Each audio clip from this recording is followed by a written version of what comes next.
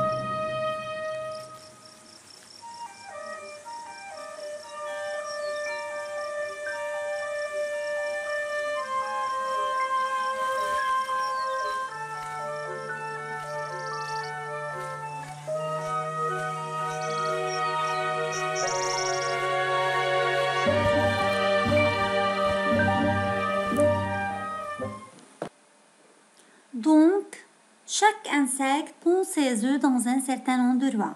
Le papillon pond ses œufs sur les feuilles d'arbre. La larve est le bébé insecte qui éclot de l'œuf. Cette larve ne ressemble pas aux parents adultes.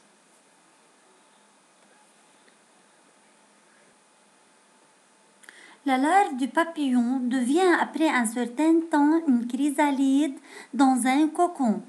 Le cocon est la couverture rigide qui entoure la chrysalide.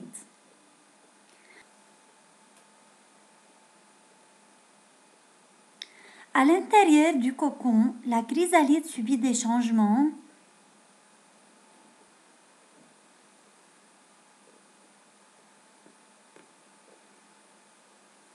Et après 15 jours, un papillon adulte sort du cocon.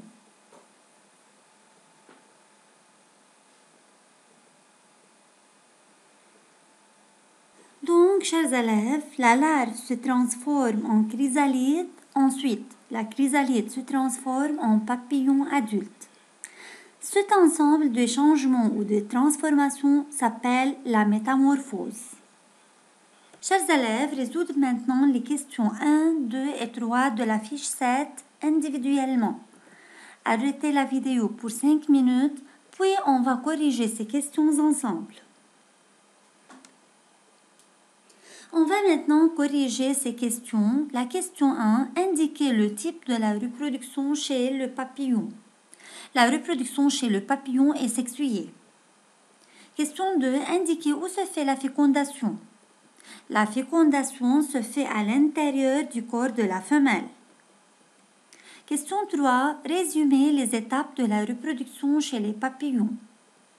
La première étape, accouplement, c'est la rencontre entre un papillon mâle et un papillon femelle. Deuxième étape, la fécondation, c'est l'union entre un spermatozoïde et un ovule pour former un œuf fécondé. La troisième étape, la ponte des œufs.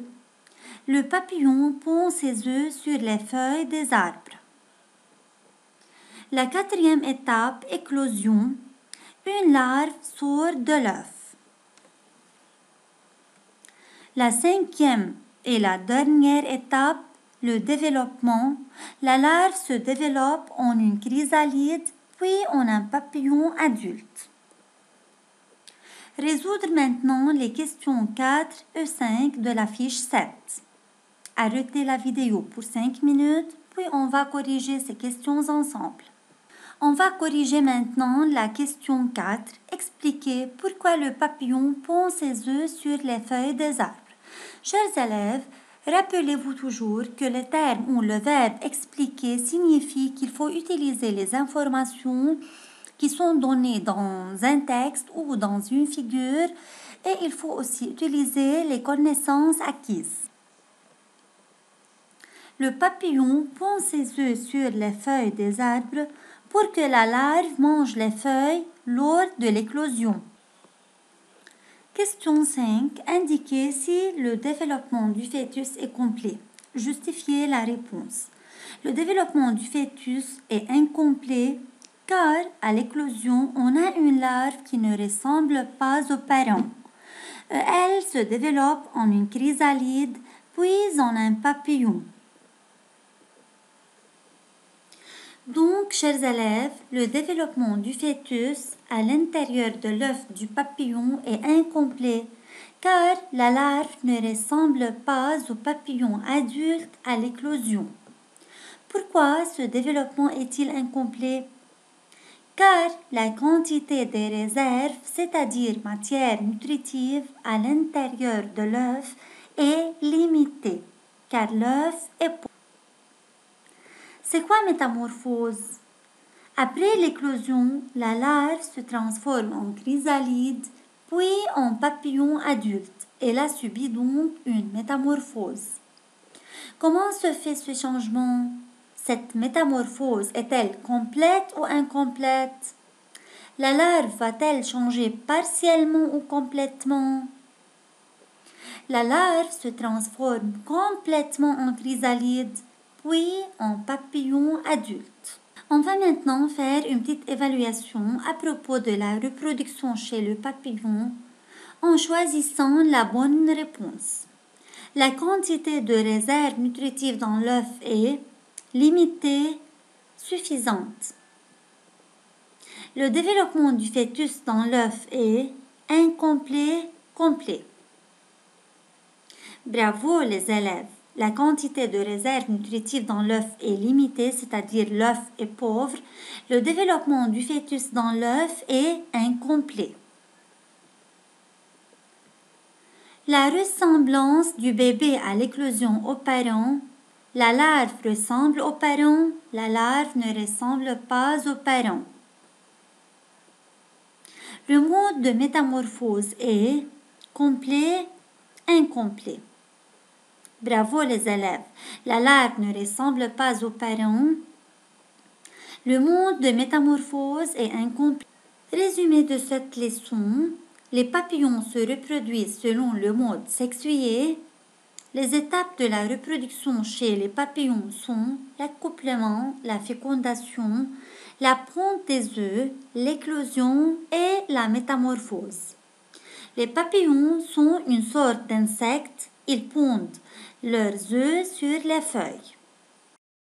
Une fois que les œufs éclosent, chaque larve se transforme en chrysalide, puis chaque chrysalide se transforme en papillon adulte.